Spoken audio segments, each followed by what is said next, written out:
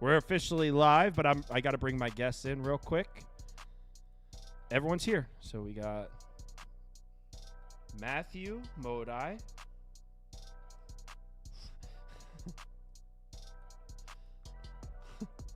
And in case you guys, I know a lot of you probably just met Modi during basketball season. His show during baseball season is actually called The Dong Report. Not a joke. That's what it's actually called.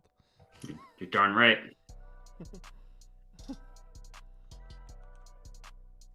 They can't hear you, Toast, yet. I'm getting you in there now. All right, Prop Beaver, Modi, Toast. Where's Toast? Come on, pop up. Why isn't Toast coming into the... Oh, there he is. Okay. There he is. Yay. So everyone's in. We have 14 games to go through. Go ahead, Toast. I just wanted to say scumbag is a term of endearment for Philadelphia people. So if you guys didn't know that, I'm not talking shit. He actually respects that. So I am talking shit. When I say it, just know that I am talking shit because Philadelphia is trash. Last time you talked shit, that was with the one and only Phillies win of the year. So if you could talk shit every game, that would be great. I got hit with the tell me how my ass tastes response. All right, so we got 14. Here we go. 14 games to get through. First one is just starting now, so I'll run a poll, but this one starts in 4 minutes, right, Prop Beaver? Yeah, I didn't have anything for it personally, so I'll just pass. I'll run the poll. We'll run the poll for like 5 seconds, and I no description. Do you guys have a bet in this game? Just a bet. Yeah, I played the Twins. I like Vasquez behind the plate to cut down the Brewers running game. It's one of the things I talked to Kamish about today. So I took the Twins. I like them versus righties as well. So I took the Twins on the money line at plus 100 on Bet Rivers, and then I also did Edward Julian, Carlos Correa hit parlay at plus 115. Okay, and Modi? I had a home run in this one. I had Jake Bauers hitting a dong. It's basically like he's only in the lineup against righties. Louis Varland was crushed by home runs last year. I mean, both lefties and righties. So yeah, that's the play I had. It's just a small play on all these home runs. I like that. That's where I went. People are saying my volume is low. Let me turn it up a little bit. It's a new mic, so I'm still learning the. Did you get a nice fat price on that, Modi? Yeah. So FanDuel plus 450. Next closest book is 360. Nice. Hopefully, I think I should be at a better volume now. So hopefully you guys can hear me clearly. If not, I'll adjust it throughout. We'll get it right. It's the first time using this mic, so I'm brand new. So let's go to the next game. By the way, most people click Brewers. And honestly, last night when we did the nightcap, I thought the handicap pointed towards a nice spot for Junis personally, but I didn't bet it. Junis has gotten rocked by that Twins lineup in the past. It was like a big sample size too. They had like a 1.28 OPS against them. It was brutal.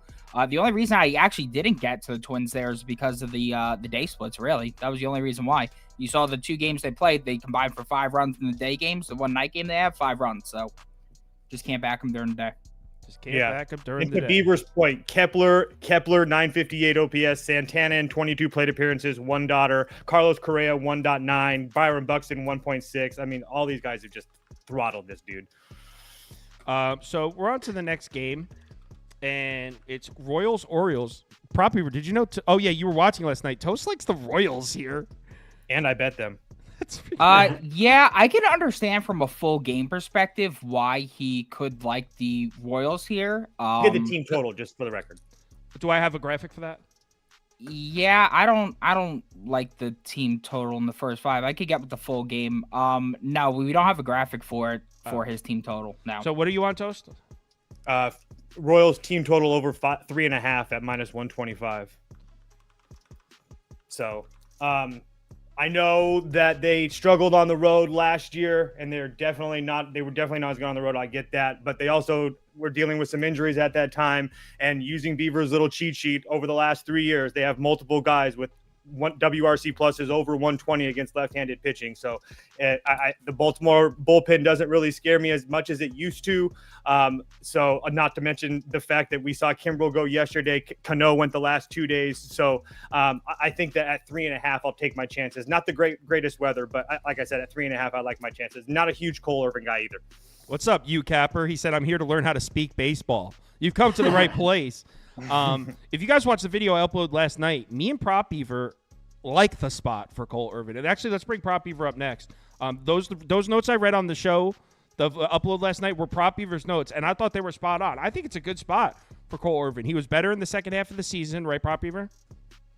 Yeah, I do. I like the spot for Cole Irvin quite a bit. He's done excellently against KC in the past. Against the current lineup, not the biggest sample size, but 34 plate appearances, 639 OPS, 23 plus K to BB percentage. So the command has definitely been there. And through 5 career starts against some 2.10 ERA, 107 WHIP.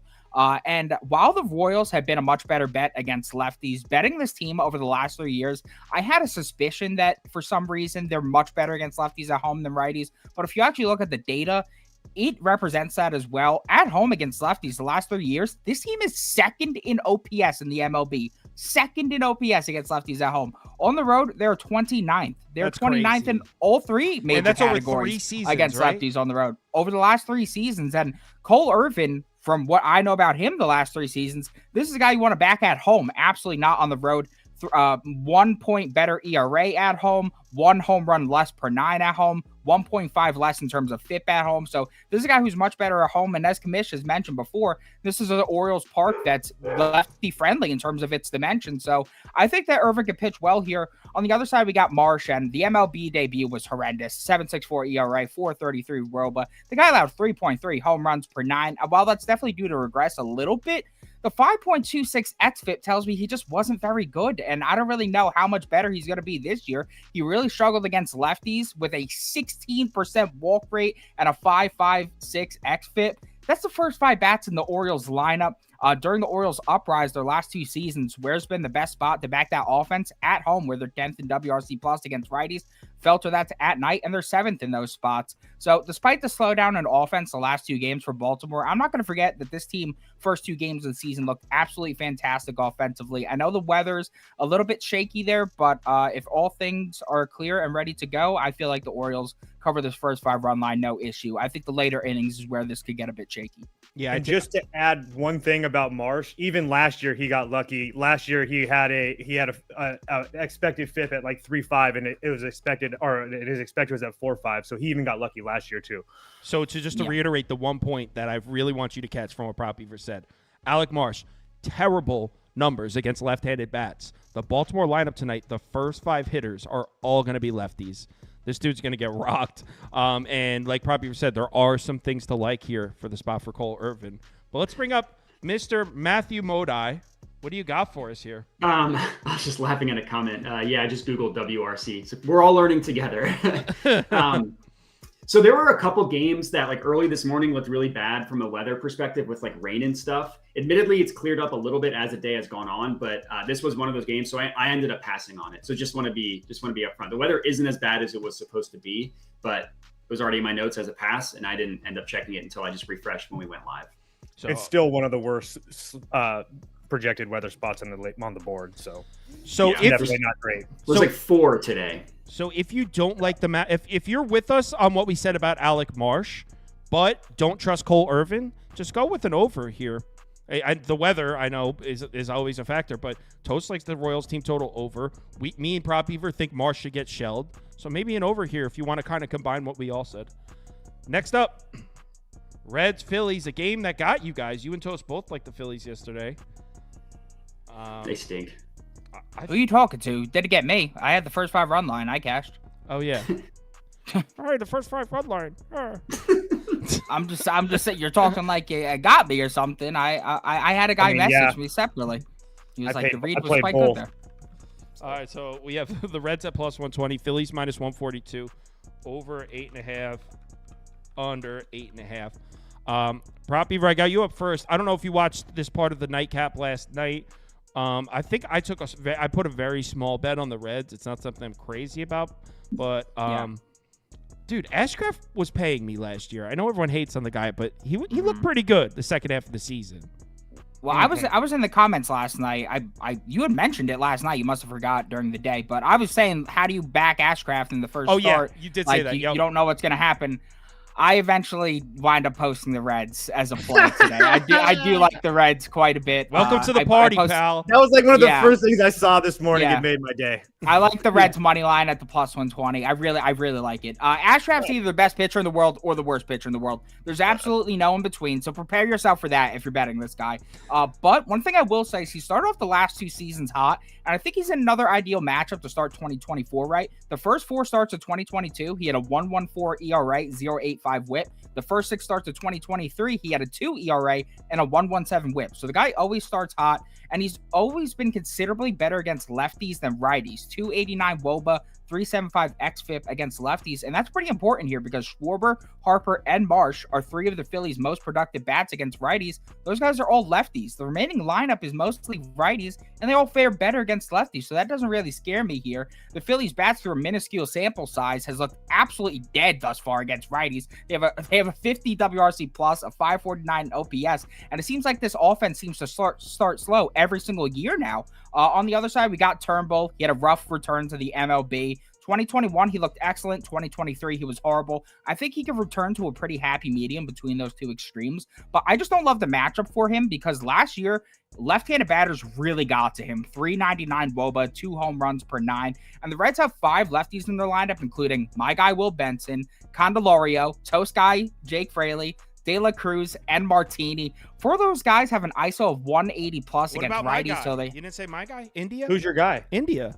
He's not a lefty. He's So a why would righty. No, I know, but I thought you were just naming cool guys on the Reds. I love that. Cool guys that not- are from the not the left-hand trend side. that was going on. Those guys have an ISO of 180 against righties the last 3 years. So they should be able to hit him up here. They have the power to expose him. What I also was concerned about, if you look at spring, Turnbull maxed out at 3 innings. What did we just see with Framber Valdez when he didn't get proper innings in spring training? The guy threw 6 walks in his first start. On top of that, the Phillies' pen is gas. So if he's not going deep into this game, they're without Alvarado, Hoffman, Strahm, Brogdon, Marte, while the Reds have pretty much everybody except Anton and maybe Emilio Pagan. They could even stretch him out if they wanted to. He only threw 18 pitches the last 2 days combined. So if the game gets delayed mid-game and the Pens have to get in early, I feel like we have an even further edge because we have more bullpen arms that are fresh. They don't. So I'll take the plus money here. Sauce, you should screenshot the roster resource for the bullpen just to show everybody can see for the Phillies, just to see how bad it truly is. Because not only do It is guys, brutal. not only do the guys that he mentioned aren't going to be available, but Dominguez and Soto have went 2 of the last 3 days, so they're not even going to be fresh. Soto didn't pitch very much on whatever it was, Sunday or whatever, but still. That's just it's so, a mess, bro. It's so bad. It's ridiculous. Like, I don't know what Rob is doing. Again, yeah. So I understand for the Reds that Diaz went yesterday, but even Pagan, he's went the back-to-back days, but he's only pitched 18 total pitches. Sims is rested, Cruz is rested, Sutter's rested. Yeah, I can't really add anything to what Beaver said. I'm on the Reds as well.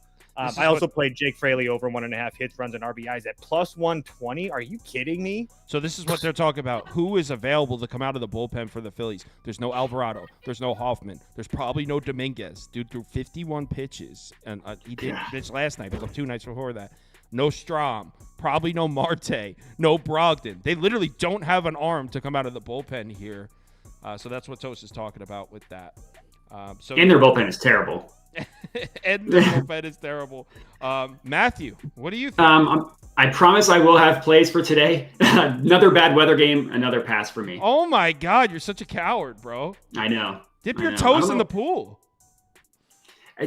Between If Jake NBA Fraley had power, I'd tell you just to take Jake Fraley, but I can't honestly. No, well, Matt does a lot of home run props, so the bad weather games are literally. That's why he passes, because it's like there's no point in him even trying. The weather blowing in, yeah, it's terrible. Okay, so we got 59%, 25% red. So we like the Reds here. At least you didn't come up and homer it and say Schwarber or something. At least you respect it. Next up, Angels, Marlins. All right, Matt, I got you up first for this one. I have a play here, I promise. I took Jesus Luzardo over 6.5 strikeouts. I love this guy. He's electric. The Angels were one of the preeminent teams you wanted to target for strikeout props last year. They struck out the 5th most in the MLB last year with a strikeout rate of 24.8%. So far this year, they're striking out even more, 30%. That's the 2nd most in the MLB. I will admit, as of right now, they're striking out more against right-handed pitchers than they are lefties. but they've had such a limited sample size against left-handed pitchers that there's really not a ton to take there. Like MLB.com said, they've had 18 plate appearances as a team against left-handed pitching. So that's like a tiny sample size. And I just love Jesus Luzardo. I think he's got electric stuff. He struck out 8 in his first start of the year. He threw 85 pitches, which is about the most you're going to get at the beginning of the year, but that's still a fine number. Last year, he was in the 87th percentile in terms of swinging strike rate. That was at 14.2%. This year, I mean, it's one start, so obviously all these numbers are going to be wonky, but K per 9 of 14.4. Last year, his K per 9 was 10.48. That was the 7th best in the MLB. His strikeout rate last year was 28.1%. That was also the 7th best in the MLB. I think you can get a little bit of a discount on certain strikeout props at the beginning of the year because, I mean, the guys don't go that many innings, so there is a little bit of risk there. But I think he could do this again in another 85 pitches.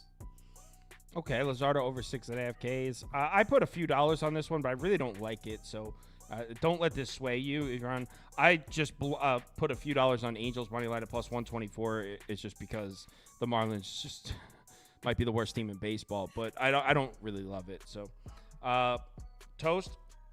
Yeah, I bet the Angels as well, and I don't have any really bad reservations about it. I understand Estevez went back-to-back nights, but that's only 24 pitches. He might even be available. Everybody else is available in that Angels bullpen. I understand that they're not very good, but this Miami team is absolutely terrible.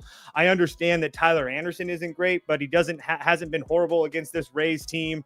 Against this Fish team. It's just not. I'm just really not afraid of this Miami team right now, and especially when they're laying minus 150. That's just absolutely ridiculous. Crazy, yeah. So I understand.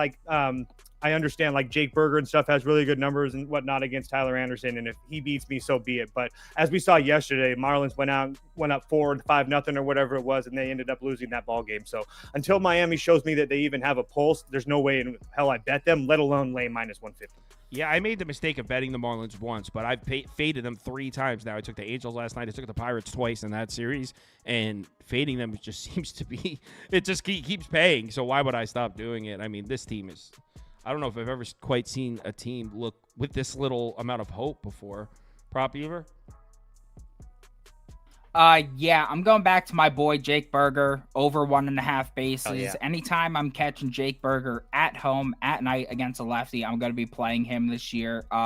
Last 3 days, I've been playing Miami Marlins batting overs in terms of bases. Probably not the brightest idea. I'm only 1 and 2 on those, and the only guy who's cashed for me is Mr. Berger. Berger's 13-7 at home versus starting left-handed pitcher since 2022, averaging 2.8 bases per game. And through his 3-year career, his best spot has been at home against lefties, where he's got an 170 WRC plus and a 319 ISO. Filter that to night games, and that jumps up to an absurd 221 WRC plus and 400 ISO. That is godly.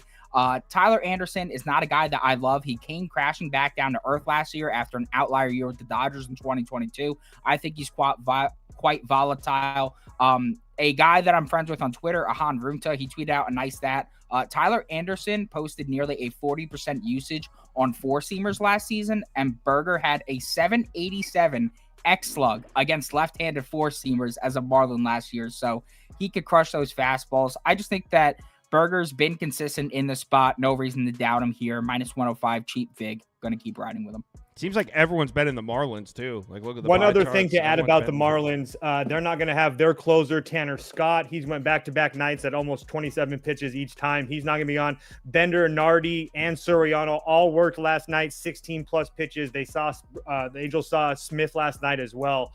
So it's not like the Miami bullpen's in very good shape either. All right, so our poll is pretty much split even. 45% said Angels, 41% said Marlins. Next game, Rangers-Rays. Prop Beaver hit his bet in this one. He liked the Rangers a lot at plus money yesterday. They came through. I also hit my first 5 under in this game, which was nice. But we got Rangers. I lost. That was awesome. Toast lost. Rangers catching a I big... guarantee you Pepio doesn't walk 2 guys in an inning the rest of the year. Pepe Le Pew stinks. It says it in the name. You can smell him from here. Pepe Le Pew. He didn't even pitch bad. He had 1 bad mistake. All right, so he let up a home run to a guy with a broken wrist. What do you say about that, Toast? Well, it wasn't I'm broken kidding. at the I'm time. kidding. I know. But the people don't, Beaver. That's why I have to say that. it wasn't broken. People are going to believe you. You know it wasn't broken yet, right? I know you're joking. All right, so Prop Beaver, are you going back to your World Series champs? Yesterday I said that I'm gonna bet the Rangers, and when they win, I'm going to go ahead and back the Rays tomorrow with Eflin on the mound in a bounce back spot and a lefty coming into Tampa. And I'm doing just that. I'm a man of my word. Rays first 5-run line here. The Rays bats have underwhelmed thus far against righties, but at home against a lefty, as I said, with Eflin on the mound, I like an early bounce back here for both the bats and the man on the mound. Let's not forget that Eflin, early in that Toronto Blue Jays start, was absolutely cruising. First 5 innings, 1 hit and 1 run for a solo dong. But for some reason, he collapsed in the 6th, and I don't know what the hell the manager was doing. The guy did not take him out, refused to take him out, just kept running up a check on him. I feel like that's not exactly showing what he was in that start, and I feel like he's going to come in here with a vengeance, especially after he got lit up by them in the playoffs. He's going to come into this one angry. This is still a guy coming off a career year, and his best spot was at home against lefties. We had an elite 249 WOBA and a 283 FIP. Rangers have 5 lefties in their lineup versus righties, and the Rangers also saw a sizable drop-off in ISO on the road last year, which is pretty important because Eflin's good at a lot of things, but he does allow the long ball a bit at a higher rate than most. So if he can limit the long ball here, I really think he could get the ball rolling. On the other side, we got Heaney headed into Tampa. Rays, as I've said probably a million times now, first in WRC plus against lefties at home over the last 3 seasons. They've been wagons to me in the spot. And through a small sample size of 35 plate appearances, they're doing the same thing this year, 155 WRC plus. Their current lineup versus lefties has 7 different bats with a WRC plus against lefties over 120 over the last 3 seasons. And Heaney's last 5 starts versus Tampa, he's 0-3 with a 4.85 ERA and a 1.4 home run per 9. I know they priced the Rangers at plus money yesterday, but I don't think they're pricing the Rangers like this 2 days in a row unless they had a good hunch about the Rays coming in and winning this one. So I'm back in the Rays here. Yeah, I actually got a real nice CLV on this one. I took the Rays last night at minus 142. But I got the first 5-run line at minus 105 last night, and when I checked this morning, it was at minus 125. I was pumped about it. Am I gonna sit here and tell you to bet it at minus 161? Where it's pretty expensive, but I do really like the Rays. I agree with everything Prop Beaver said. Also, oh wait, no, I'm sorry, that was notes from a different game. Yeah, I'm on the Rays. I agree with what Prop Beaver said. Mr. Modai? Yeah, so for this one, I have a dong. This is maybe a little too square, but it's Adolis Garcia to hit a home run. There's certain guys that I just want to back when he's in the middle of a heater. And as he showed at the beginning of this year, as he showed in the playoffs last year, like he could just hit home runs in waves. He's hit one in 3 or 4 games so far this year. I mean, these numbers at the beginning of the year are always ridiculous, but he's got an ISO rate of 52.9%. That jumps up to 75% against right-handed hitters. All of his right-handed pitchers. All of his home runs so far this year have come against right-handed pitchers. His barrel rate on the year up 30.8%, just how often he barrels up the bat. That's the 7th best in the MLB. He's only had 1 game this year where he didn't either have a hard hit or barrel one up, like just according to how Fangraphs defines it.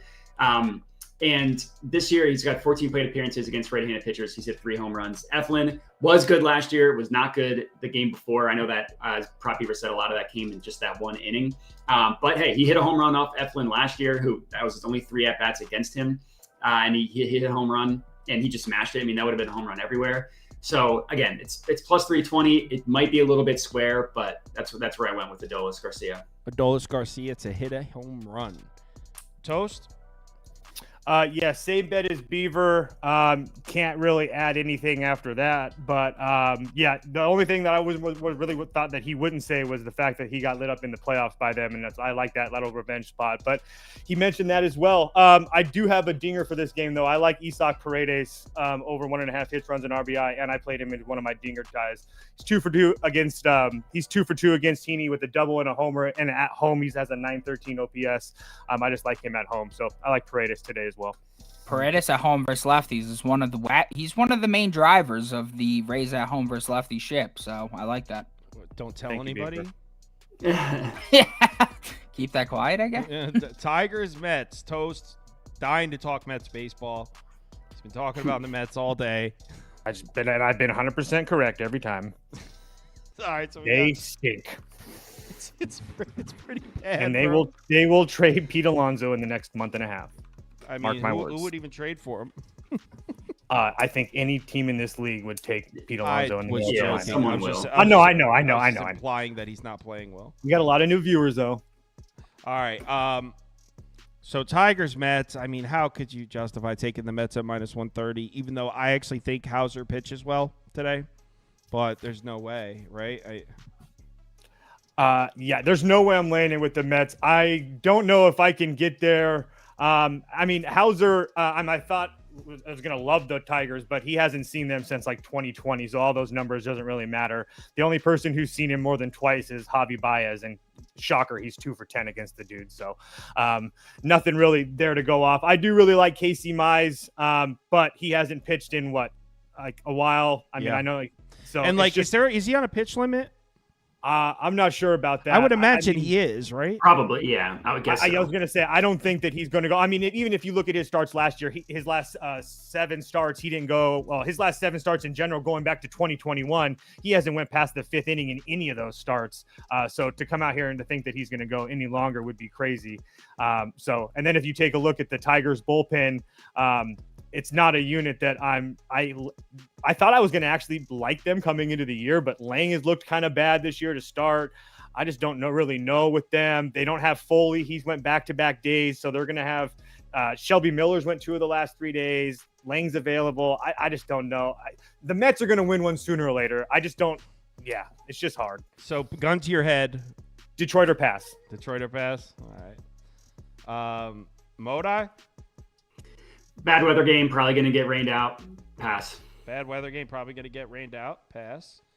Prop Beaver? The Mets aren't worth wasting my breath. Tigers or pass. I'll put up Mets under me, but I'm not betting this, so I don't want anyone to go and see that there's a Mets graph under me like, oh, Kyle likes the Mets? No. I don't want to take the Tigers with a depleted bullpen with a starting pitcher who might not go 4 innings. So it'll be Mets or pass for me, but I'm not betting it. 60%, 28% Tigers. So a lot of people are betting the Tigers here. Not a lot of Mets believers. It's crazy how the comments, though, or not the comments, the polls, I should say, everyone's down to take the Marlins, but their Mets are like, no way. Like, you guys know the Mets are like a much better team than the Marlins. Mets right? probably won't have Diaz either. He's went 2 of the last 3 days. Book Rayleigh's went 2 of the last 3 days. Maybe I'm done. I'm done. All right, Toast. Your favorite team, Braves, White Sox. Over. Yeah, I know. Kamish likes the over here. I don't even understand, though, because isn't the weather shit? Yeah, it's fantastic. Well, it's fantastic. It's 22 mile wind an hour. blowing Wind out. blowing, yeah, wind Oh, blowing it's wind out. blowing out. Yeah, so it's 22 to left. So is this a 19, Dinger 17. Tuesday game? Yeah, I don't have any in this one. I'm sure these guys might have it or whatever, but I just played the over 9. There's nobody besides Robert that I would pick really with the White Sox. Maybe Gavin Sheets, but that's really a hard one. But yeah, I just played over 9. Kamish said it best yesterday. The Braves scored 8 in 8 innings yesterday in shitty conditions. Now they're going to have much better conditions. Even if the White Sox just put up a couple, we should hit this number. So over 9. All right, this is a Dinger Tuesday game, so let's bring up Modi for it. There were 2 that I really, really liked. So I'll give out Marcell Ozuna as an honorable mention. I didn't officially take him. He's really good. The one that I did officially take is Ozzy Albies. The only weather concern here is that it is supposed to be cold, but winds blowing out should override that. And for what it's worth, Ballpark Pal listed as the second best weather game for home runs to be hit. The best one was the Twins-Brewers game, just because that game's in a dome, and Brewers generally have a pretty good home run-friendly stadium. But Ozzy Albies, he's just been killing it. Like, he's been crushing the ball. And even yesterday, he didn't hit a home run. He had 3 baseballs that he just annihilated. 2 had an exit velocity above 100 miles per hour. Another one that was 99.2. And then for those of you that don't know, like, exit velocity, the sweet spot for home runs is anything 95 and above with a launch angle between 25 and 35. Like, if you hit both of those metrics, you're going to hit a home run more often than not, obviously depending on stadium and weather and all that stuff. But outside of that, he has hit 2 home runs this year. He's got an ISO rate of 41.2%, a barrel rate of 11.8. He's got 8 hard hit balls so far this year. And then the pitcher for the White Sox, Garrett Crochet, he didn't give up a ton of home runs last year, and I don't think he gave up any in his first start. But he is a lefty, and Albies has been crushing lefties this year. it's small sample size because it's 3 at-bats, but one of his home runs was in those 3 at-bats. So he has an ISO rate of 100%. Last year, it was mostly split. His ISO rate, righties and lefties, was mostly even a little bit better against righties, but it was above the 20% ISO rate threshold that I look for, which Fangraphs considers good. So Ozzy Albies was my official play, and then honorable mention, I think Marcell Ozuna is another good play as well. Doesn't Austin Riley smash too from that side of the plate? It's an all-you-can-eat buffet. Like Ronald Acuna probably as well. Yeah. Touche. So someone asked when Modai came up, is this guy a weatherman? Because he keeps mentioning the weather. Yeah, that's fair. Well, he does home run props, so the weather's very important in that market. Yeah. Prop Beaver? Yeah, and this one I'd probably lean Braves team total first 5 over 2.5 or pass. I don't really love this one. As Kamish told us on Nightcap yesterday, wind's blowing out the center. Pretty sure you've heard it by now. So that's going to increase the home run probabilities. And while Garrett Crochet did look good in his debut as a starter, pitching against the Tigers and pitching against the Braves, that's completely different ball games here. We just saw the Tigers get shut out, held to 1 hit, and struck out 8 times by Sean Manaea last night.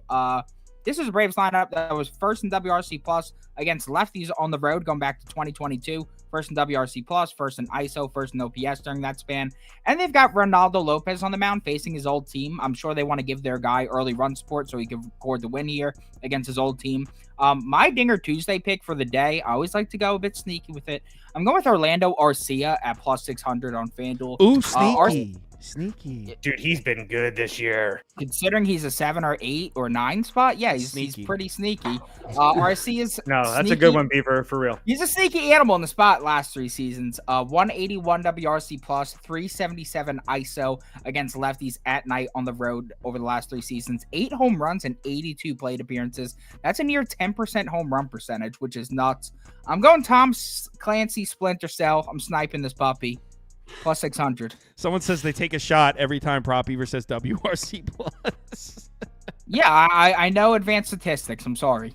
He's sorry, guys. He's sorry. I don't even have a lean for this one, by the way. Nothing. I think I tailed. When we first started this show, like a lot of people didn't even know what WRC plus was. Like this is just it's amazing. Weighted runs created plus. Thank you, Prop Beaver, for that. It's amazing. 61% of you clicked Braves, 21% clicked over. Next game. Colorado. Gross. Prop Beaver's lock of the day is in this game. Really? No, it's not. Oh. No, it's not. I'm like, really? Okay. No, this game so is for those gross. of you that didn't watch the nightcap last night, I had said if I could get the Rockies plus 1.5 at close to minus 110, I would do it. But actually, it looks like the line moved the other way. So I'm even farther away from that, which means I got nothing here. Prop Beaver? Nothing. If the weather was a bit better, there'd probably be some value on fading Freeland, but it's not, so I'm just going to try and pass. I don't really trust Asada enough to lay that kind of juice or a run line with him. Modai, I'm assuming this is a bad home run game because I'm pretty sure wind's blowing in heavy, right? Yeah, that's correct. So another pass for me. Toast? Yeah, I don't really have anything. I really wanted to play the Rockies as well because they do have pretty decent numbers against this Assad kid. But it's just they look just absolutely terrible. So I'm just. In what world are the Cubs minus 190, minus 200 favorites? That this team does not look that good. I'm not at home in Wrigley. You said it the other day. You said it the other day. The Rockies make people. Yeah, but hold on. They're on the road in Wrigley Field with heavy wind blowing in. So I've seen books have this total at 7. ESPN Bet had this at 6.5 last night. No, you're not crazy as far as expecting a super low scoring game with the wind blowing in. I mean, Rockies plus 1.5, man. Like this is a 3-2 game. I'm not. I think that you're better off just taking the money line if you think. Might as well. No. Yeah. Okay. Just no. Nice input, but no. I'm not betting it though. But you know what? I want to.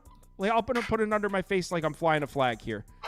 I want to put it pridefully that I think this is a good bet. I'm not betting it, but I think this is a good bet, and I want everyone to see it. How proud I am of it. There it is.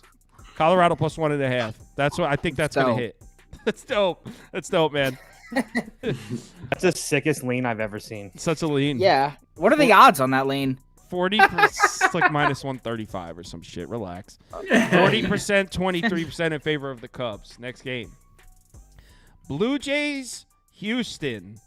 Matt, I got you up first here. Kind of an interesting one because you would think that maybe Houston could get to Berrios coming off like a really nice start the season. But can you trust the Astros bats at home right now? This team just can't hit at home all of a sudden. Except for last night when they hit like 7 home runs. Oh, yeah. Who'd they play last night? I mean, last night, right. This is very serious. But we were looking at the numbers dating back to last year, and the Astros are bottom 10 against right-handed pitching at home, top 5 on the road. So this is becoming a thing. That's interesting. I don't have anything on the Astros. I do have a Justin Turner home run. I got it at plus 520. I think it's plus 500. He's a clubhouse guy. He's a clubhouse guy. I missed that joke, whatever that is, whatever the reference there is. Someone called him a clubhouse guy on the show, and I make fun of somebody got really offended that Kamish called Justin Turner like an average baseball player, essentially. And I make fun of when people say clubhouse guy or locker room guy. So someone said it means they're bad at the sport, but they like it means I like you, but I have nothing nice to say about you. So you're not good, you're but bad I at like the you. sport you play, but people seem to like you. For some reason, you're in people's hearts. Yeah. Astros Stadium, short left field, so you generally want to take right-handed batters there. Justin Turner so far has been playing well against lefties specifically, and that was the case last year as well. His ISO rate last year against lefties was 24.3%. That's like right on the threshold of excellent. Against righties, it was all the way down to 15.7%. That's not good. This year, small sample size, but the one home run he hit was against a lefty. And then Framber Valdez, he wasn't that great last year. He allows a ton of hard hit balls in his first start against the Yankees. They got lucky with a lot of those being double plays, but he allowed a ton of balls that just got crushed in this one start against the Yankees last year. And Justin Turner, even in the no-hitter yesterday, he had one of the hardest hit balls of the day on the Blue Jays. He had a fly out that was 98.2 off the bat, just a little bit too high of a launch angle, so that's why it was a fly out. But he's barreling up the ball well this year, 14.3% barrel rate. And ballpark power, which we'll look at like the pitcher versus the batter, list this as a plus 10 advantage in favor of the batter. It's like one of the biggest advantages that they'll give in terms of the batter versus the pitcher, and then the pitcher versus the batter and what they hit and what the pitcher throws. So I think this is really good for plus 500. And I got it at plus 520. It's plus 500 now. I still think it's worth it there. Plus, he's a clubhouse guy, so... Huge clubhouse guy. That's a big boost in home run. Someone said in the comments, clubhouse guy is code for white guy who isn't athletic. Pretty much. So Udonis Haslam was a clubhouse guy. Was he a clubhouse guy? I would say. You agree with his clubhouse guy take? Yeah, I said it in our podcast and stuff. I think Justin Turner is going to be really good for them. I don't know how much he's going to do on the field, but I think for all those young hitters in that lineup, so basically, wonders. You think he's a good club? Kinda. I mean, What's your bet, bro?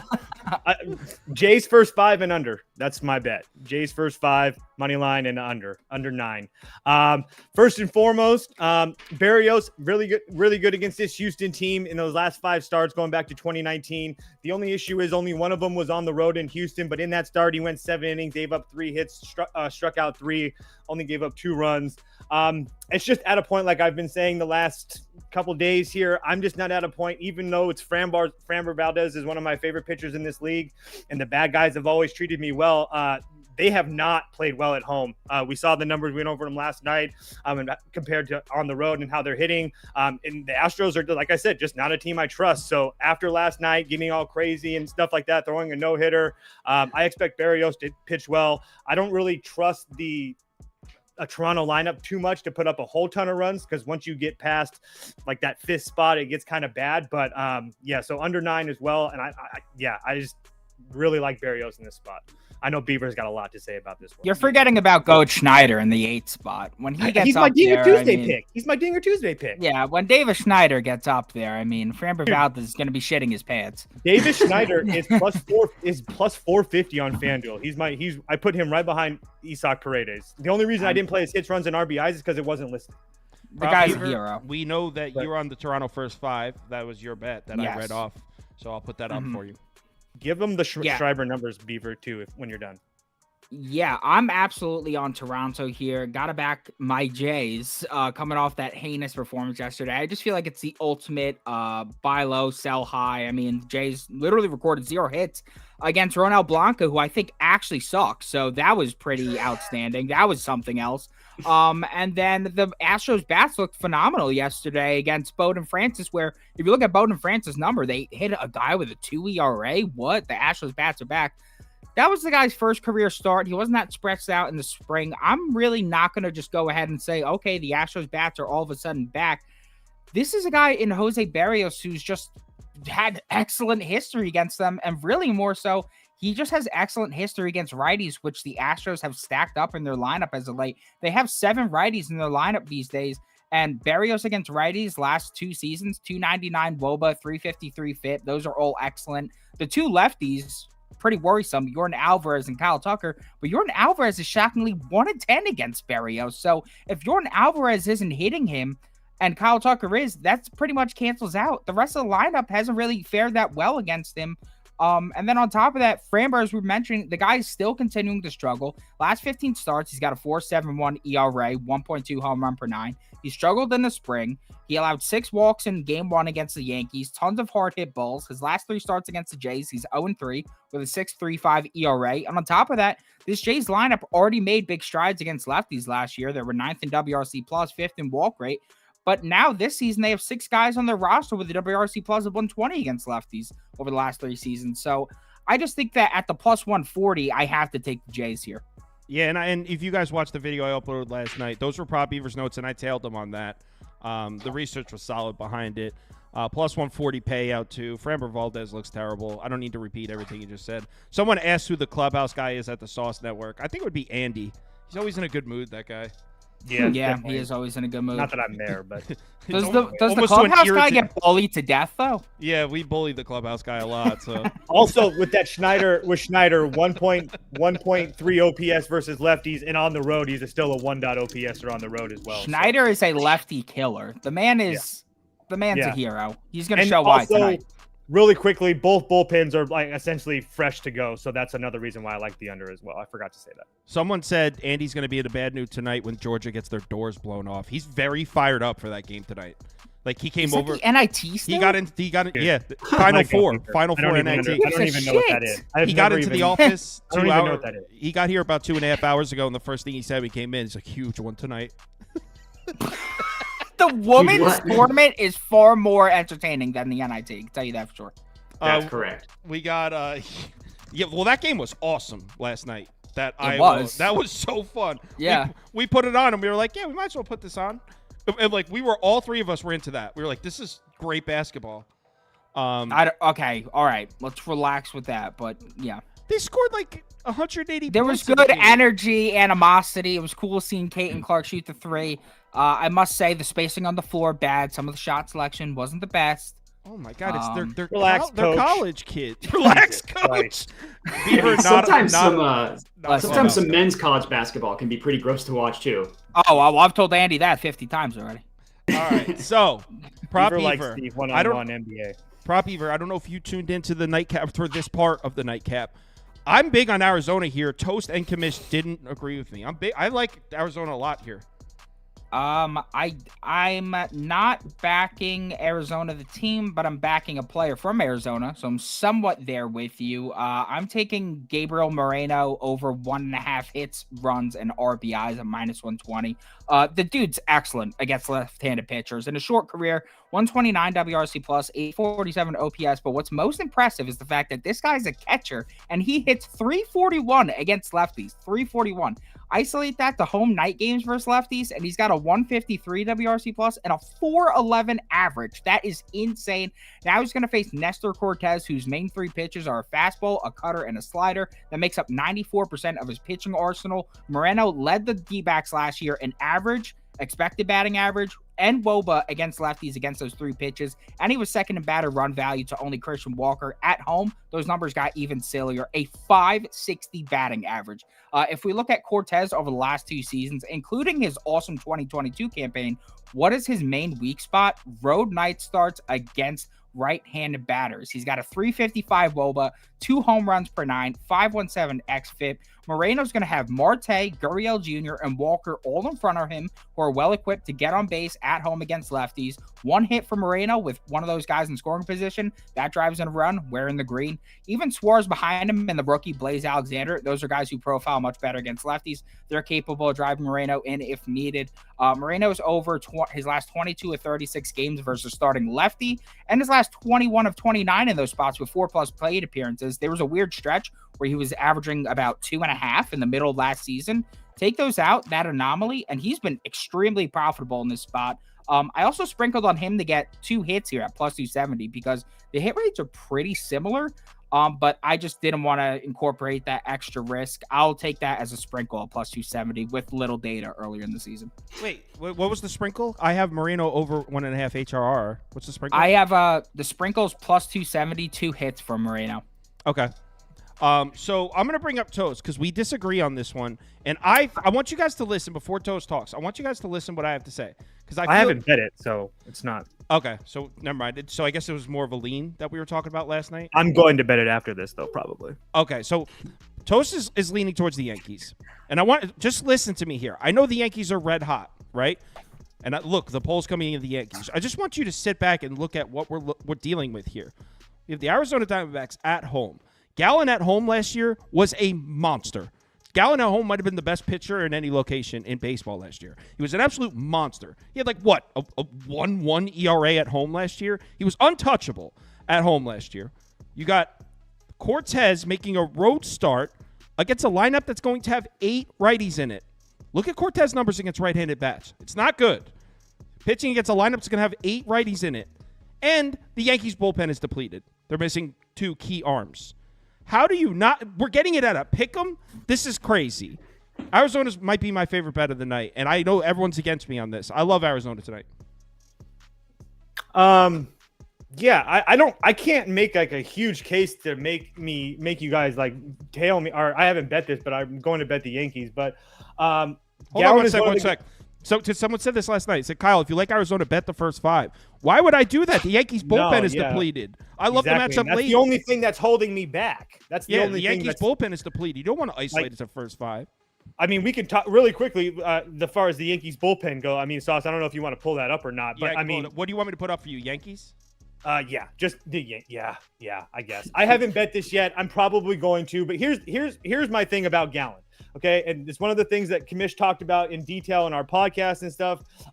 He pitched a lot last year, and that couldn't get some fatigue coming in that arm. We saw in his first start that the velocity was down across the board, and then that might start getting up some home run balls. And then when you have guys like Judge and Stanton and Torres, and I understand that Soto doesn't have good numbers against him, but Soto's smashed right-handed pitching.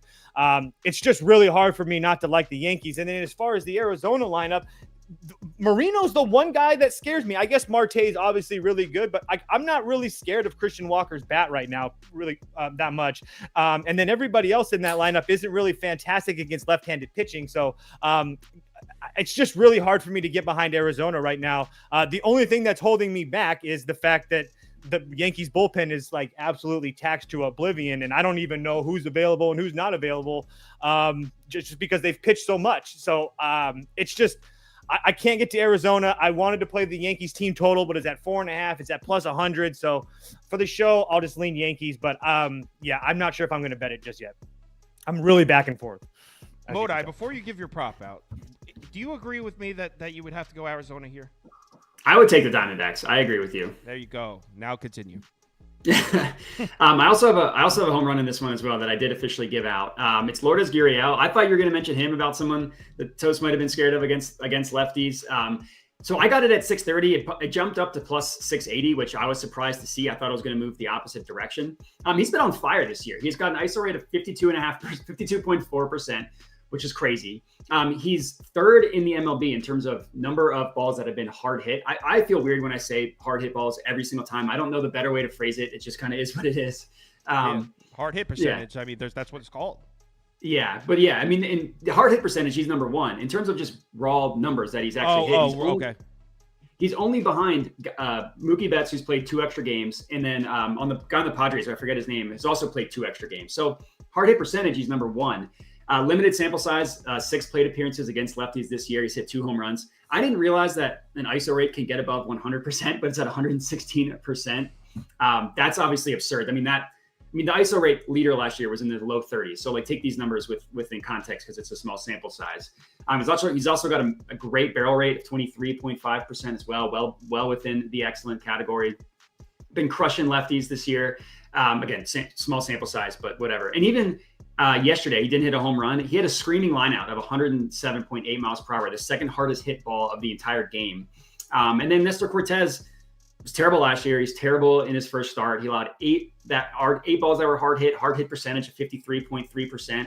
The home run he gave up was against the righty. So I like the spot for Lourdes Gurriel. Someone, Shipley said he's also a clubhouse guy. Gurriel? So 47%, 40%. So Yankees win the poll. You guys like the Yankees, man. I'm on Arizona. I don't care. Be the only one taking them. Nah, there's a lot of people taking Arizona. It's not like a heavy public thing. All right. Next up, Toast. I know me and you are both on the Padres here because we talked about it last night. So we got Cardinals. Is this line? Yeah, it's still around the same thing. Plus 115, minus 135. So the line hasn't moved from last night when we were doing the nightcap. Which is terrifying. I don't know. I mean, I guess a little bit, but like the way the Padres have looked. I agree. They're either going to score 10 or they're not going to score at all. I 100% agree with that. So there's no question. Yeah, I really like Darvish. I think that he's really profiles well against this Cardinals lineup. Not to mention the last time he pitched against the Cardinals, he kind of got lit up. So I expect him much better. But his last 2 starts, his first 2 starts of this year, against the Giants and the Dodgers. I mean, 8 2/3 innings, 7 hits, only 1 run, 10 strikeouts, only 4 walks, and 3 of those walks were in the first start. I don't think that we see that here tonight. And then Miles Michael is just not a guy that I trust. He really was bad to end the year last year, gave up 5 runs or more in like 5 of his last 7 starts. Maybe it was 6 of his last 7. So just not a guy I trust. I wish I could come out here and say that the Padres are really good against righties, but they're not. They're left-handed. The lefties are more their power side, or the arm that they really target. But still, I think Bogarts, Tatis, Machado, Tyler Wade is actually throwing some really good bats together. Campusano has actually had some power. Merrill at the bottom of the lineup has really showed out so far this year. So I don't really trust this Cardinals lineup. I know they looked good last night, but I think they got lucky early and a couple home run balls. That was nice. But I'll take the Padres with Darvish with everybody in their full complements of their bullpen behind him. Someone said, I'm not drinking that dirty water again, Toast. Padres screwed me. Dirty water is Boston. I was going to say, yeah. That's not the Padres. We're the Friar faithful, baby. Yeah, the Padres will be the Friars. Prop Beaver, Doug Lane said it in the comments. The whole world's betting the Padres, and he's right. He said, the whole world's betting the Padres, yikes, were his exact words, and I'd be lying if I said we're not feeling the same. Yeah, that's the first thing I said, yeah. I'm at Cardinals or pass here. I was pissed at myself. Dude. Yeah, I'm sorry, but I was pissed at myself yesterday for not taking the Cardinals. Everything I liked about that game was leaning Cardinals, and then I decided, Sunday night baseball fate. Yeah, Michaelis has done pretty damn well against the Padres in the past. We got the Michaelis whisper in the night stream last night saying that Michaelis is going to pitch well today. Yeah, that dude has a crazy hit rate with Michaelis. Good start, so we got that working for us. And then on top of it, yeah, I'm just going to fade the whole public here. There's not something I actually bet, but if you're asking me what side I lean, I'd probably lean this side. I think the Cardinals are the better team this year. You saying the Padres are this like top 5 team in the NL to me is crazy. I think the Cardinals and Padres are very even. Name 5 teams better than them in the NL. I said that? No, Kyle said that. Name 5 teams better than them in the NL. The Giants are better than them. The Diamondbacks are better than them. The Dodgers are better than them. The Giants aren't better than them. Are you high? With the acquisitions they made this offseason, are you crazy? They have Snell on the team that hasn't pitched yet. Wasn't the Padres favored throughout that whole series? Wasn't that they don't have Snell yet, so Snell would have definitely been favored in one of those games. Also, the Giants are still undervalued because we haven't been able to see this lineup produce to the potential that they will this season. Yeah, they're sick. They're going to be really good. Yeah. You don't know ball, so I'll just move on. They're going to be better than you think. Going to be far better than the Padres this year. We'll guarantee that. I don't know about that. Yeah, I don't know about that. We'll guarantee. I think that NL West, I 100% agree with you, though. I think that the NL West with the Dodgers, Diamondbacks, Padres, Giants, they're all going to be fighting because I think all those All teams right, are very Kyle, good. I think this will be the deal. We'll do for an NFL Sunday stream. If the Padres finish with a higher record than the Giants, I'll dye my hair yellow for a stream. And if the Giants finish the division better, you'll dye your hair orange. Damn, by the time we have to cast these bets, we'll be into football season, and the amount of shit I will give about baseball will be so little. I never forget. Sure, whatever. Yeah, you can Put dye your money your hair where your yellow. mouth is. You can dye your hair yellow. That's cool. Matt Modi, what do you got for this one? First of all, for the Matt, record, are the Padres a top 5 NL team? I was just gonna say, for the record, I side with Prop Beaver on that debate. I don't think that the Padres are a top 5 NL team. I Name would go 5 with the teams Giants. better. I think the Phillies are better. I think the Braves are better. No. Move on. Okay, they went to the World Series 2 years ago. They went to the NLCS last year. Yes, you're right. The Braves, the Dodgers are better. The Diamondbacks are better. Yeah, everybody says the Diamondbacks. I'm not there with them yet. We'll see. I don't know, with Jordan Montgomery. I don't think the Padres are top 5, but I don't think that they're nearly as bad as people think they are. All right, what about this game, Matt?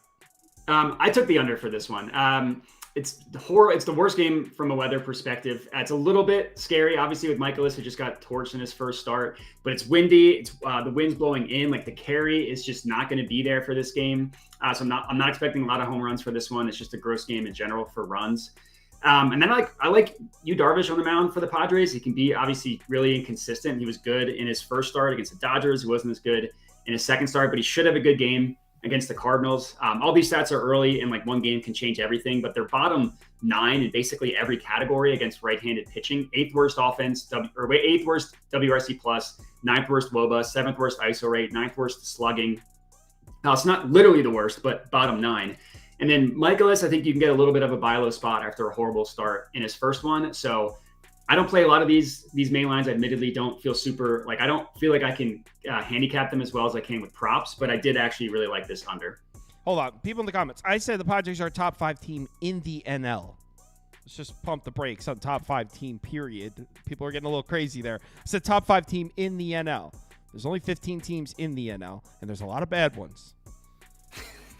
A lot of good ones, too. That's true. There is an NL Central that does exist. Yeah, so. No one in the NL Central is better than the Padres. That's 5 right I out was going to say. What about, hold on. So hold on. I would argue the Cubs. What about Mets, Marlins, Nationals? No way. We're not saying they're bottom 5. We're just not saying they're top 5. No way. Mets, Marlins, Sorry, Nationals, Rockies. All right, we're already up to We're top not going 6. to derail the show because of this dude, but when I get to the office, I could name you at least I just 5 want or to say 6 better than the Padres. this had nothing to do with me. This Padres did not start because of me. That's all I'm going to say. Boston, Oakland. This is actually definitely one that I already have bet. I have Red Sox minus 1.5 down. I'm on the Red Sox. This here. is horrifying. What is this line? I don't know, bro. I'm on the Red Sox too, for what it's worth. Just you can make the points that I'm probably going to make. Who isn't on the Red Sox? Everybody's on the Red Sox. I'm on the Red Sox. I don't even care. Everybody on Twitter's on the Red Sox. Everybody Oakland's been mispriced this whole year. I don't even care. I think that I worst don't know. case scenario, I lose a half a unit or whatever, and if you're scared of the price, maybe take the under instead. I don't see any reason why Bayo doesn't deal. So I'll put it up for me. I'm on Boston, but we don't need to spend a lot of time. I don't think these people need to hear why we like Boston. I'm pretty sure they get it. I just will say that it is Bello Day. It's one of my favorite things, but I also like him the fact that the last time that he went into Oakland, he got absolutely throttled. 4 innings, 5 hits, 6 runs, 3 strikeouts, 2 walks, 29 game score. It was absolutely ridiculous. So I really expect him to bounce back here today. I took 1.5. Not that this matters. I took 1.5 as well. Oh, okay. Beaver, did you take Boston too? Yeah, I don't love it because the price stinks, but they've been pricing the A's like some premium team now. It makes no sense. Premium team? And yeah, I don't really understand these short lines they're getting. They should be minus 200. No, it should be like plus 150 favorites minimum every single game. And yeah, I'll back Bello simply because it's not a day start. This dude stinks during the day. That Oakland start was a day start. 6.61 ERA, 400 WOBA, 1.8 WHIP during the day. 3.45 ERA, 313 Wobo, 1-3 whip at night. I don't know what it is. This dude cannot pitch during the day. He's going to see them at night. On top of that, he tweaked his arsenal, so it's going to be a completely different pitch mix, essentially, than what they saw the previous time. He should be able to absolutely put them in a tizzy. On top of that, we got Alex Wood on the other side. I just backed him against the Guardians. I went into so much detail on how that was such a good spot for him. He should have dealt. He absolutely sucked. So to say that I have confidence that a Red Sox lineup with 5 different guys of a 190 plus ISO against lefties last 3 years can get some runs off of him is a bit of an understatement. They added O'Neill, who smashes lefties in the offseason. They have Story back, who pretty much can only hit lefties. He sucks at hitting righties. And I think that the Red Sox win this ball game. I don't get the line at all. Let's ride with the Red Sox. It also dropped this morning at 8 a.m. It was at plus 135. So definitely some sharp money somewhere is coming in on Oakland. Somebody that has some pull likes the A's here. I don't know. I'm on Boston. Let them keep pulling them. I hope so. I mean, honestly, this just keeps on. I also think that Boston's a little bit mispriced. I think Commission's also hit this very well. That pitching staff is on another level right now. So, all right, let's go on to the next game. Cleveland, Seattle. Fuck. What was that about, Ghost? The pie chart. Who cares? Robin said, UCapper said it best. He said, I don't give a damn what the public or the pros are on. I care what I'm on. No. And UCapper's that man. I respect Ronald a lot. He's a good capper. He's a UCapper, actually. He's a UCapper. No, I won't bet the Padres because that's a dog shit bet, and Mikolas is going to dominate. Prop Beaver, do you agree that Cleveland's the move here? I like Cleveland. I bet Cleveland. I'm on the Guardians. I got it at plus 108, actually. Same here. I don't know what to do in this one. On one perspective, you can look at it as this is a nice buy low, sell high spot because Bieber, yeah, he looked excellent, but he faced the friggin' A's. And then you got Castillo, who looked horrible his last start. Maybe he bounces back. He's always been much better at home. The issue is that he's a bit weaker against lefties, and the Guardians do have lefties. That's the one thing that concerns me a bit here, but I don't know if I'm willing to buy in on Bieber just all of a sudden just because of one miraculous start. I know the velocity has been up, but what Toast was saying last night in the nightcap is that, like, the stuff that's been really getting to the Mariners is kind of that breaking stuff, the off-speed stuff. Bieber is more of a guy that relies on his fastball, so I don't know. I don't really love this one. I'm not going to just go ahead and give you guys something that I don't like, nevertheless love. So I'm just going to pass here. Toast is on Cleveland, he said. Modi? Yeah, I have a Shane Bieber over 6.5 strikeouts. I always worry about these spots because he just blew up for 11 last game. But his stuff was electric, and he's got a great matchup against the Mariners. They've been striking out a ton this year. They have the second highest strikeout rate in the entire MLB against right-handed pitching specifically. And when I do these strikeout props, like I like to look at, like who is going to strike out in this matchup. And they have a ton of guys who play play every day for them, who strike out a ton. Like Dominic Canzone, I'm not sure if I'm pronouncing his name correctly. He struck out in half of his 12 plate appearances against right-handed pitching. Jorge Polanco struck out 40% of the time. Cal Rowley, 33% of the time. Mitch Haniger, 31.6%. And Julio Rodriguez, 28.6% of the time. I know their lineup isn't officially out yet, so a lot of people wait for these strikeout props and player props in general when lineups are announced. But for what it's worth, Ballpark Pal also has this as an excellent matchup for Bieber. They project him to have over 8 strikeouts in this one. So the over 6.5 and minus 115, I thought it was a pretty good spot. Shane Bieber over 6.5 strikeouts. Toast, I'll bring you up, but you already mentioned you like Cleveland. With me, we're both on Cleveland. Yeah, I like Cleveland. I also like the fact that, yes, Seattle hasn't seen they've been getting beat on a lot of the breaking balls, but I also haven't seen a lot of fastballs. I think they're one of the teams in the league that are fastballs actually seen. Haven't seen a lot. So maybe Bieber can get there with some good sequencing. He does have a very good curveball. He does have very good history in Seattle. Last 2 seasons, 22 and 23, 13 innings in Seattle. Only 1 run, 12 strikeouts, no walks. And Castillo at home, his last 3 starts, all it be at Texas, Houston, and Boston. In those 3 starts, 13 and 2/3 innings, 8 13 runs. So he hasn't really been fantastic at home in any way. And not to mention, you mentioned the splits, and I'm pretty sure Cleveland's going to have 8 lefties in that lineup. The only person that I don't think that will bat from the left-handed side is Mr. Freeman. So Tyler Freeman. So everybody else should be a lefty. And Jose Ramirez over 1.5 hits, runs, and RBIs. Yeah, I like that. All the lefties in Cleveland's lineup against Castillo. Toast also mentioned, I don't know if he said it today, but last night, Castillo's last 3 home starts have all been bad.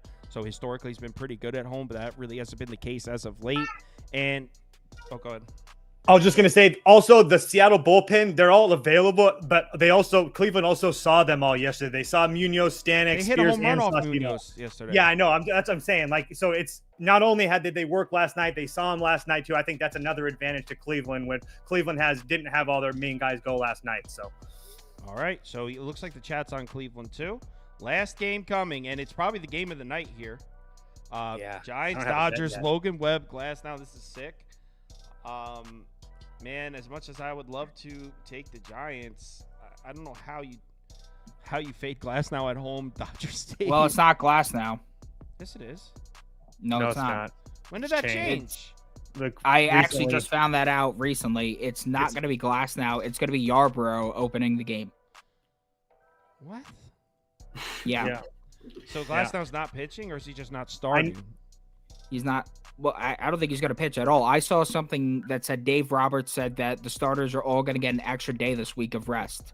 Yeah, so I'm pretty sure you're going to see what's his face starting. Who'd you just say, Beaver? I'm sorry. Yarbrough, and then you'll see Grove after him. I would love to see some Grove tonight, please. Come into the game, Grovey. See, I have mixed feelings about him. I understand he didn't look good, but he did have some really good swing and miss stuff his last time out. But yeah, he stinks toast. Everything we talked about last night was about Glasnow. Well, exactly. And I will say that Logan Webb against the Giants has been pretty formidable. His last 2 starts at Dodger Stadium, 7 innings, 8 hits, 2 runs, 5 strikeouts. And then in 2022, 6 innings, 7 hits, 2 runs. So it's not like he's getting absolutely shelled. Obviously, Logan Webb is really good. Yeah, I guess it's just on how you feel about Michael Grove, to be dead honest. Yeah, look at this comment right here. Hold on. I was just gonna comment on that. I love how we put YouTubers in quotations. What do you say? I mean, look at this. We're technically are YouTubers on YouTube. Give out picks that lose bad. All you need to know, they're guessing, y'all. These dudes acting like they know. Who's acting like we know? We're just sharing our bets. What are you even talking about? Go with your gut and statistics. We're here to look at the statistics so people that don't have time to, because they have jobs, can listen to us and then make picks based up. Thank you for tuning in. So miserable and like. I want to know why, dude. I'm in a great mood today. Wasn't in quotations. Are you trying to say that we're not on? Yeah. I don't understand that. Are we not on YouTube right now? Yeah, I don't understand. We're fake YouTubers. We're fake YouTubers. So anyway, the polls at 52% Dodgers, 38% Giants. I don't know. Everything we talked about last night was about Glasnow. So now I don't know what to do here. I feel like you guys are nuts here.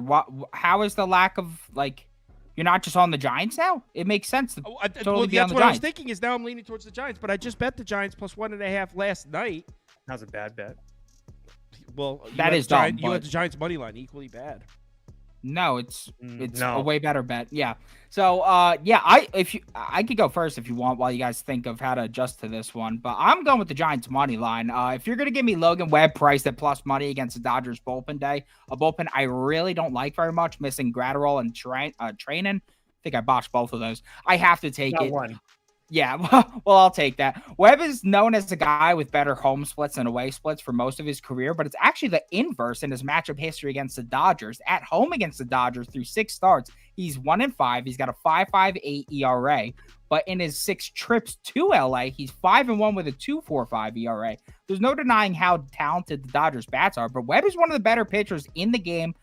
He's going to show up for this one. He always does in this spot. So I have no problem backing him here, especially at this plus price. On the other side, we got the Dodgers. They're likely going to be throwing Yarbrough out there. And while I definitely feel he's the more talented option than Grove, his last 3 seasons, the guy's still got a 5.09 ERA, 3.31 BOBA, 1.4 home run per 9, and a 4.8 xFIP. Yeah. So those are not the best numbers. His numbers against righties and night starts during that span are gross. 362 WOBA, 1.9 home run per 9.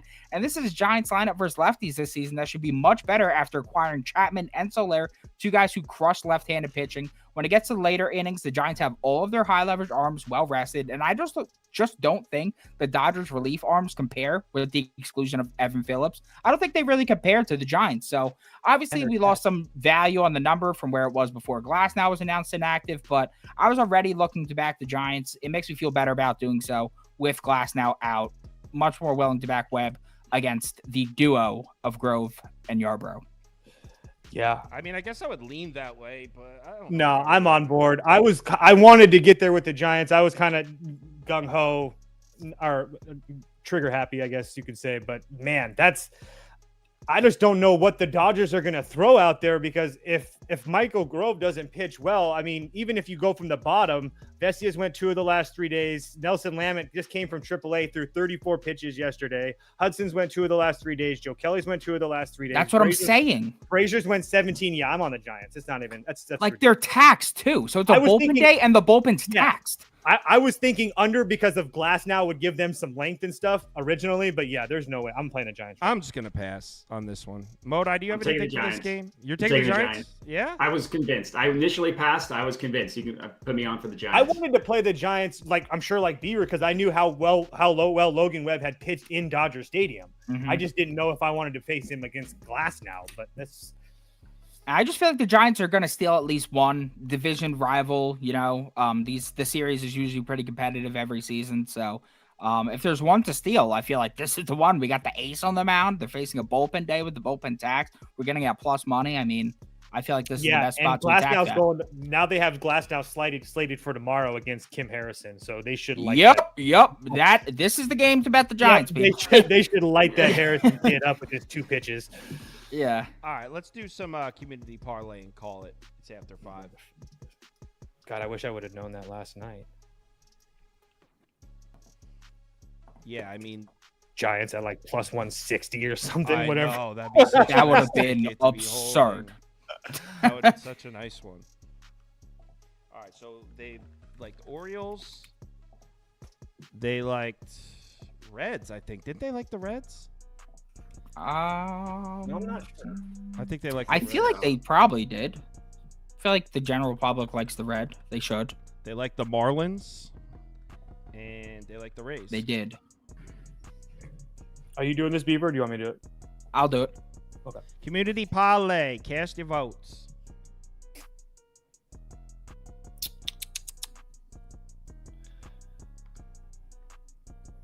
Beaver, what's your words per minute typing? Very low. I'm not the quickest typer at all. That's very impressive then. Sounds fast. No. He with his write-ups and stuff, and like I'll do all my picks, and it takes me like an hour and a half to do my like paragraph for it. No, it takes me a while. Trust me. It takes me so much time because I can't type.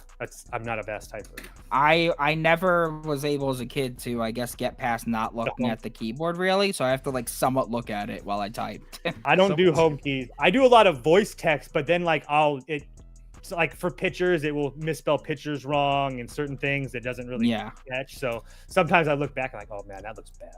First leg is Orioles money line. Okay. Orioles. They definitely like the Tigers. They definitely like the Braves. They definitely like the Cubs. Beaver, I sprinkled Jake Cronenworth home run today at 879. 879. Pretty good. Interesting. Crone Zone Revenge Tour is full effect. Why, does he have beef with Mikolas? No, just the world in general. Okay. Oh, very nice. Just an agenda against the world. That's good. Yeah. All right. Looks like Braves money line is going to get in. I'm also like secretly rooting for Tyler Wade to stay on this team. I don't know why. Who did he start off with? Did he start off with the A's or the Yankees or both? I think he started with the Yankees and then he went to the A's. So it's the Braves, But second leg. he's been putting up some pretty good at bats for these guys. I mean, it could fall off a cliff at any second, but I'm just seeing how long it lasts. Me and Kamish have been watching that guy because I'm telling him, I'm like, yo, They like the Yankees, which is crazy to me. They like the Padres. A lot of people are on the Zach Gallen downfall wave this year. I don't blame them due to the heavy usage last year. To fade Gallen, but like at a pick'em against Cortez against 8 righties is crazy. Gallen struggled in the playoffs too. He did. Yeah, I'm not even the biggest Gallen guy. I think he's overvalued. I think when Gallen will be like really fadeable is when that fatigue, like when it hits July and those innings really start to get to him, like that's when it's going to be prime time. Like right those jams that he would get out of last year that were lucky as hell, he's not going to be able to get out of those this year. Yeah, I think right before the All-Star break or right after the All-Star break, it's going to be. This one's Red Sox by a mile. I could cut the poll off now. Red Sox money line. And we got Dodgers. And then let's see who finished second place in these polls. We got Reds money line, Tigers money line, and Yankees. Those are the 3. So we got. How are the baseball community parlays doing? Have we won one yet? I don't think so. Damn. That means they're due. Good spot to be in. I mean, yeah, we definitely do. I don't think we've won one yet. Very good spot to be in. Well, I gotta say, I think it was last week the basketball one. There was one where the college March Madness and NBA one hit on the same day, and then the next day the NBA one hit again. So the community parlay hit 3 out of 4. Oh, okay. Well, they used up the luck there. Yeah. So we were due. We were due.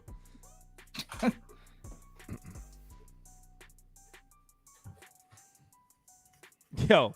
So Kyle says the Rockies. That's all I know. Kyle has the Rockies. The Rockies plus 1.5 was a lean. I didn't bet that. No, he said it was his favorite bet today. I heard it. You can go look at my ticket posted on KyleKirms.com. Does not have the Rockies on it. It says Rockies top bet. 1.5 units. Put the graphic under yourself, so if they win, you can just clip that and brag. I had it. I threw the graphic up. You should be like, I gave this out as a lean, guys. This was sick. What a lean. Yeah. So Reds won the poll, by the way. So Reds money line. Reds. And the odds are. There we go. A short dog here. That's what I wanted. Plus 789. 789. So, this smells like a winner, guys. I like this one. The community parlay today. Baltimore money line, Atlanta money line, Boston money line. Obviously, all 3 of those should win, even though I'm a little worried about the Orioles bullpen. And then the Cincinnati Reds money line to make it a final payout of plus 789. Thanks, everyone, for watching. Remember to bet responsibly tonight. I'll be in the Discord in a little bit. Let me just eat some dinner. So if you need me, you can get me in there in probably about 45 minutes to an hour. No nightcap tonight, Toast. We'll plan for one on Wednesday or Thursday night, but no, we need to do a couple videos, and I need to get some sleep. Today was freaking crazy for me, so no nightcap tonight, but I will be uploading an NBA video and an MLB video. So, everyone, have a good one. Remember to bet responsibly, and I'll talk to you a little bit. Where's my stop streaming button? I don't even